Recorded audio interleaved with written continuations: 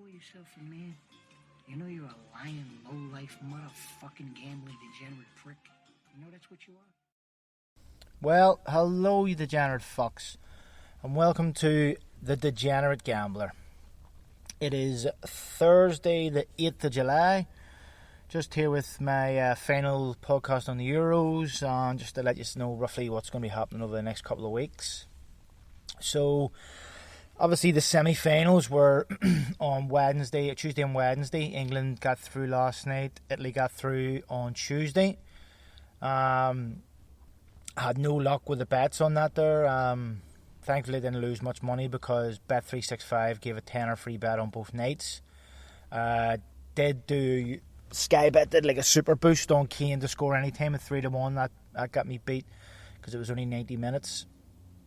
But as I say, luck hasn't been great recently. I did get a bet up on Saturday. It was only 55 quid, but again, it was more money to put in the pot. It keeps me over £200 in profit. So that'll be a good start to next season. So just talking about the two matches, I thought Italy looked good, but that's probably the worst performance I think they've had all the tournament. I think there's weaknesses there for England. If you're an England fan, I'm sure you'll be happy to hear that. But I do think at the back, even though they are strong, pace is not one of their virtues. Obviously, with Bonucci and Chiellini at the back, both great players. But you know, with Sterling's pace, Grealish's pace, Saka's pace, I just think England have a good chance, and hopefully it's a good game. On the penalty last night, a lot of things on social media complained about the penalty. I actually thought it was a penalty. Was it soft? Probably it was. But Sterling definitely gets like a sort of a knee in the thigh. Whether he goes down easy or not, it's not really the issue. You run the pace. He's not the biggest guy in the world, and a guy catches him. To me, that's a penalty. It's the way modern football is. But so I do think England deserved it. I thought England looked nervous. They got off to a decent start. About, I think, maybe 10-15 minutes in, they started some wayward passes. People didn't really want the ball. A lot of back and forward, no real penetration. I don't know whether that's just nerves because it was a semi-final, whether it was because they were playing their home stadium. But I think by the end of it, you saw that England were the better team because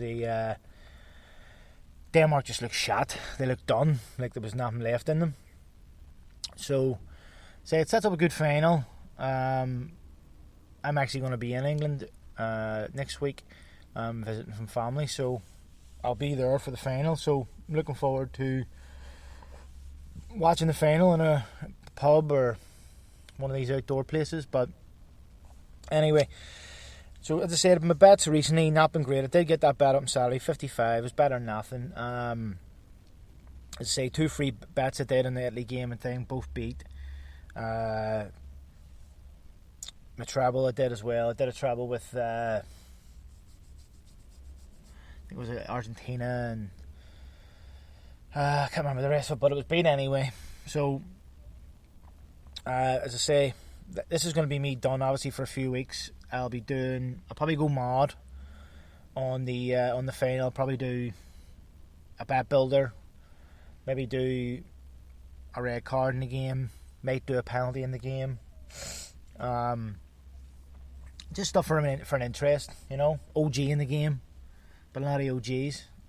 Actually, a friend of mine did on Paddy Power a tenner for over 10, so 11 or more OGs in the tournament. And it was 80-1, which I think should have been far bigger than 81. I'll actually post that.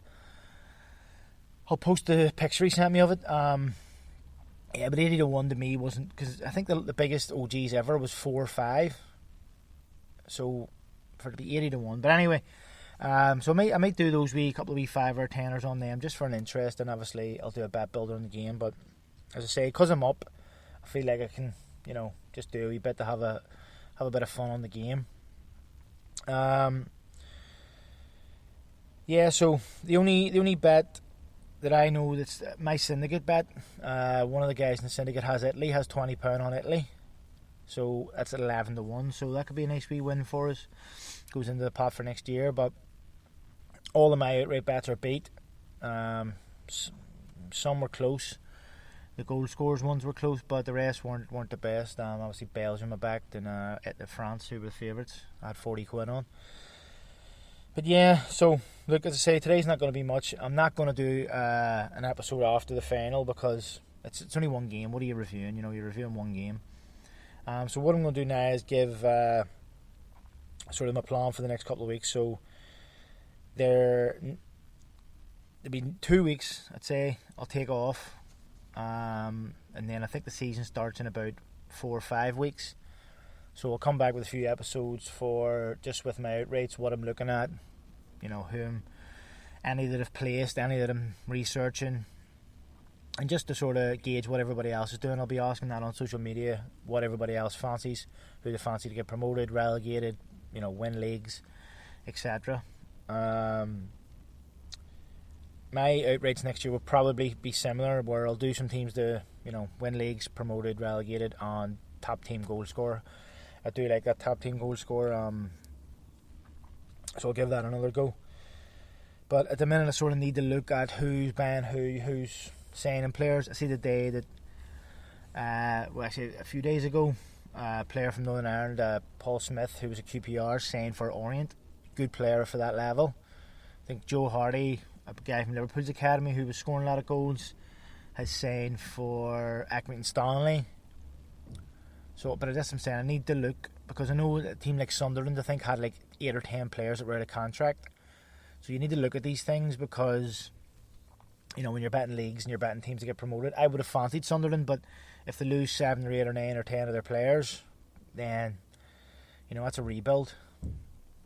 But as I say, that's what this next 2 weeks is going to be for. So basically, once the season goes over, well, once the Euros goes over, on Monday, I'll be trolling the internet to see who's banned who and who sold who and who's been released from what club, just to say to start next season. But at least next season I'm starting on a plus.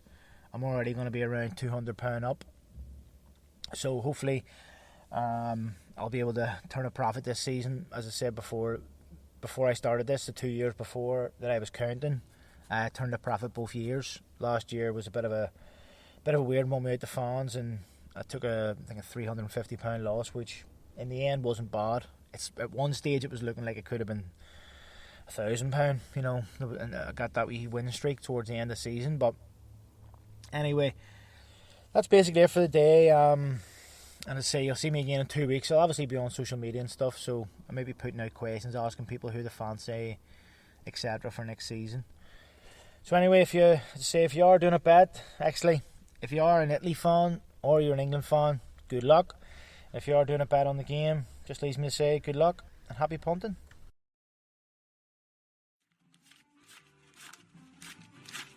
Here, get the fuck out of here. Yeah, thanks.